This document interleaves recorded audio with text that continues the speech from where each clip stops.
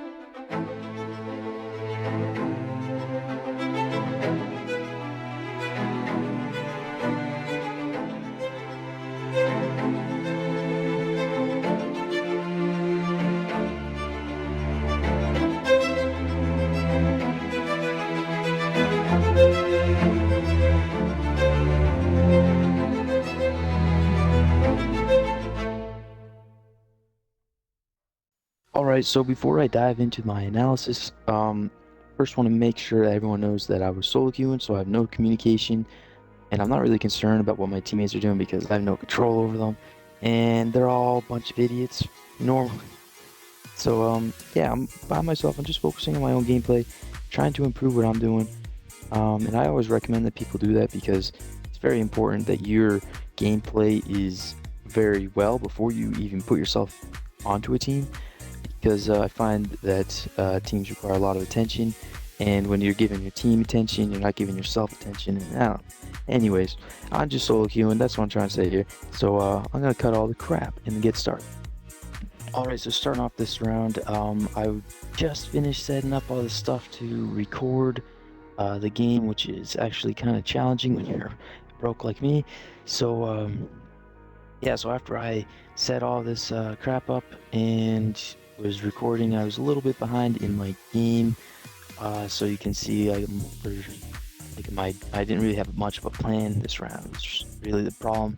So what ends up happening is I kind of just push up to hookah balcony and try to make a push there. Figured, I'm solo queued. My team probably has something planned, and it's not a bad idea. Someone who could balk. So what could possibly go wrong?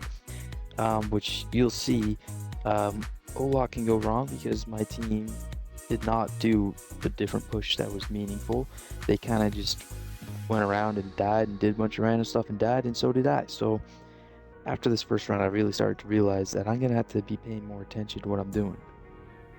So immediately right off the bat, you can tell that I'm a little disorientated and a little surprised when he shot from the window, which is very predictable and all that kind of stuff. I got the drone set up pretty nicely, trying to leave it in there so I could figure out where people are. Um, but after a while, I'm kind of like, I gotta get more active because I'm not really getting anything done. Clock is ticking, so I decide to push up to the door. So soon you'll see me decide to peek in more and see if I can maybe get some sort of, if I can get a pick or something, but then I get picked off. And yeah, you can see that was a pretty horrible round. Very bad way to start off your game. But you'll see in the next few rounds, I start to pick it up more and I start to think about what I'm doing. And man, the difference when you have a plan versus not. So let's jump into round number 2. Alright, so starting off the second round, they went downstairs in kitchen. I decided I'm going to push out offices, so I want to bring my drone somewhere where it can actually help me with that. So I bring it over to main lobby, and hide it in a spot where hopefully it won't be destroyed. It's not the best spot, but you know, whatever. And in the future, I can send it towards offices. I can send a drone in from behind them if someone's playing CCTV or sunroom. Coming up over here, checking for spawn peaks. We're in a platinum lobby, so of course there is a spawn peak. That was a horrible spawn peak. There's actually a much better one that's similar if you open the barricade all the way and you can head glitch the bookshelf, but he didn't know about that. So, yeah. Anyways, I send my drone in, see if there's anyone else. I'm really focused on the blue bar side because I have another drone that covers the other side if I need to check it.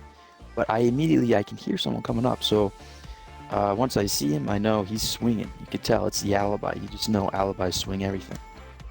Alright, so it's really important to note that that was a free kill because of the drone. If I didn't have the drone there, then I very well could have died to this person. But instead, it was a very free kill. So the next thing you'll see me do is hop right back on my drone to check if there's any more activity, even though it's 5v2. And sure enough, I hear the one in blue bar, so I go for the kill. And he kills me because, well, I missed the headshot. But, yeah, I hear him coming from my drone, and that's why I went for the kill. But, if I hadn't missed a shot, it would have been very clean. But, that's why you gotta remember, the power of the drones is crazy. You can hear them coming, and they don't know that you know. And that's when you can really catch him off guard. You can see he just crouched through the door. He wasn't really ready for me to be swinging him, but he still killed me because well, I missed those headshots. So yeah, it's always important to remember the power of those drones. But let's move on to round number 3. So at the beginning of round number 3, I decided I'm gonna push main lobby, so I want to leave my drone there. I just leave it right outside to save it so I can have 2 in case the first one gets shot. But what you'll see is I try to do the same thing, very similar to what I did in the second round, where I want to get a drone behind them, because the best thing you can do is have a drone that can see them and they have no idea that you're seeing them. So that's what I do. I move my drone in back to that couch spot. But move it here. It's a great spot because you can hear anyone on main stairs and you can hear them if they're in CCTV. And I can hear one in CCTV moving around just a little bit. He's crouch walking around, so I want to try to lure him out. So the first thing I do is shoot open that barricade and see if he'll come out after that. And sure enough, I can see him now. He's out. So now that Melusi's out, I want to go ahead and see if she will peek me, and she does immediately, right where I thought she would, because I knew she was moving towards that side. You'll notice that I kind of shot all my ammo, which is not smart. If I was playing against champion, there's a good chance I get killed because of that. But now I know that she's not peeking the left side, so I'm waiting for her on the right to peek me again.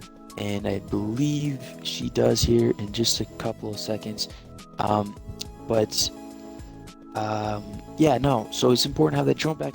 They'll tell you which side they're peeking. There she is peeking again. Finally, I kind of make the same mistake a little bit. I shoot all my bullets. And then all of a sudden there's a guy running out, kills my teammate. I save one of my teammates. So yeah, it's pretty hectic out here in these platinum lobbies. I decided I gotta get some air jabs down and check back on that Melusi. I want to see what she's done. But when I go to check back on the Melusi, I look around and I don't see her anywhere. She could have rotated in a number of different places. And then all of a sudden there's an alibi, so now I'm like, okay, it's a 3v3, 2 of them last seen. I tag her up a little bit, but I don't quite get the headshot. And I'm thinking, is there a Melusi in bathroom? Maybe that's where she went. See my teammates dropping. It's a 2v2 now, and I know that the alibi is still in there with me. It's possible she could rotate out, but I know she is not getting to my teammate just yet. As I say that, I thought my team was actually pushing servers. He's pushing Sunrise. So yeah, my team, the alibi, rotated to blue bar.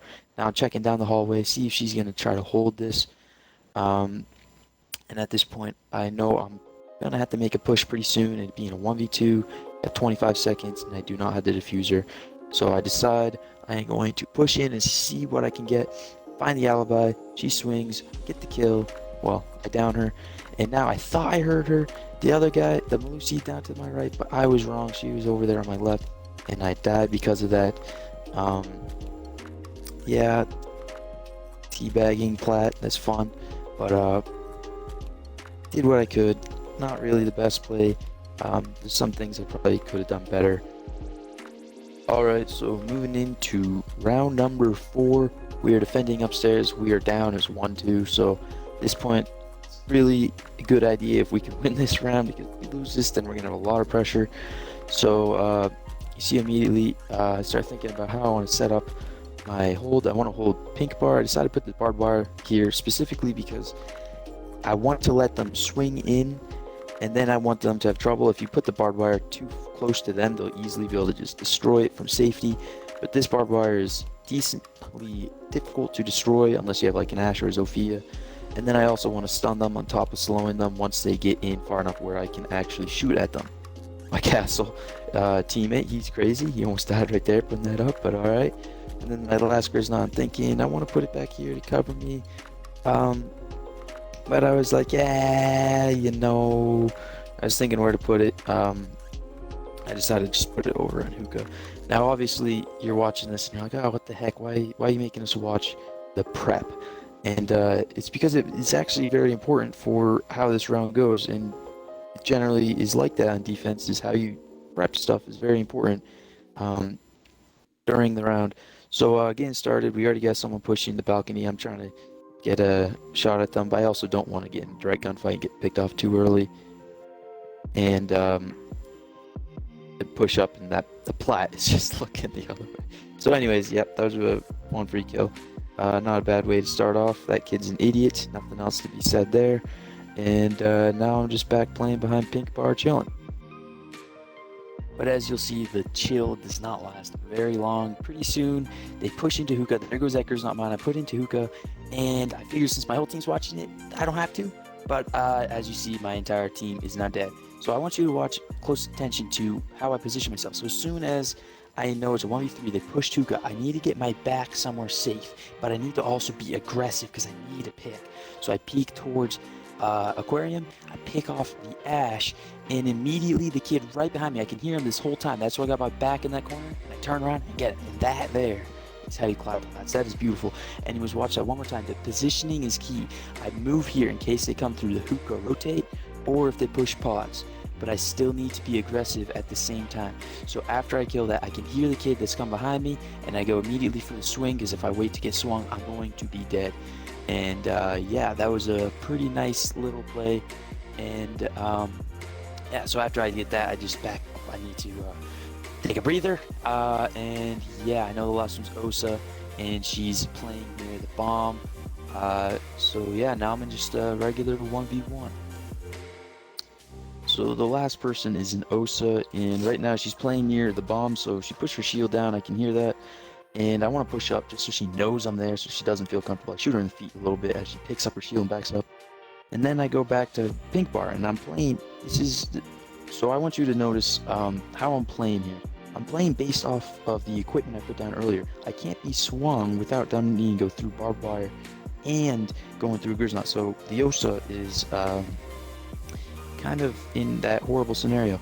Now also, I'll mention right here, the reason I knew exactly when to shoot was because she did not have a suppressor on, and I could see the directional indicators, and as soon as they were straight ahead, that's when I shot and instantly killed her. So that's what won us that round, and yeah, that was a pretty fun round. So move on to the next one. Alright, so starting off round number 5, we are downstairs in kitchen. I am playing Ella again. This time I am going to try to hold main lobby. So the first thing you'll notice, I want to get a concussion over the double door, and then notice the barbed wire placement I'm doing here. I'm doing it for a specific reason. I want to try to funnel them, so if they do push that door, they have to go towards bathroom. And then also on the backside, I put some barbed wire down in the Grizz knot, just so that I know if they're coming that way. And if you notice, if you pay very close attention, you'll notice I put the barbed wire on the outside and then the Grizz knot. It's so that if someone's sneaking up on me, and they go through the barbed wire without breaking it because it's quieter, and then they get stunned, they can't back up and get away. So that's just a little pro tip. Yeah, and then other than that, I kind of just chill here for a little bit. I'm gonna skip forward to when something actually happens to me. So yeah, hold up. Alright, so fast forward a little later in the round. It's now a 3v3. I've still not really seen any activity pushing from main lobby side, so I'm kind of um, peeking down towards sunrise, seeing if, I maybe see some people I could shoot at them a little bit. And then all of a sudden I hear somebody outside, man. I can see him throwing the drone. I know he's in the corner because he just threw the drone down. And I try shooting at him a little bit. So yeah, now I got one on me finally. And I decided to come over here a little peeking a lot. I know that there's no air jab on the door, so I want to run out if he tries to push service. And then boom, that was a little aggressive. Not really anything special that kill other than just a nice shot. And then I returned to doing what I was doing, is peeking down at sunrise. But now I hear one actually in bathroom, and I potato everywhere, but I do kill him. And now it's actually a 1v1.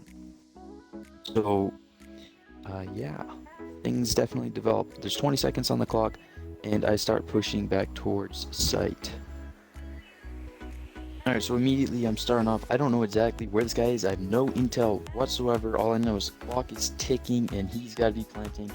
And now I don't actually hear him anywhere nearby, so unless he was already jumped out the window, I could tell he's got to be in the other side.